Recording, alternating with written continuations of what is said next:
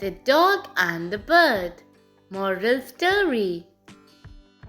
Once upon a time, there was a dog who stole a piece of bread and ran to a field to eat it. He saw a river and thought of drinking water from it. He kept his piece of bread there and ran to drink water. But when he was drinking water from the river, he did not keep his eyes open, and his stomach remained empty. He went back to the field to eat his bread.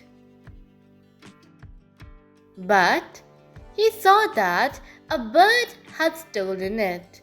The dog became very angry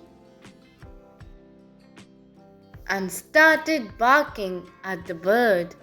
The bird said, "You are foolish to close your eyes while drinking water." The dog realized his mistake. He learned that he should always be careful. Moral: we should always be careful and pay attention to our surroundings. Thank you. Please like, subscribe, and get notified.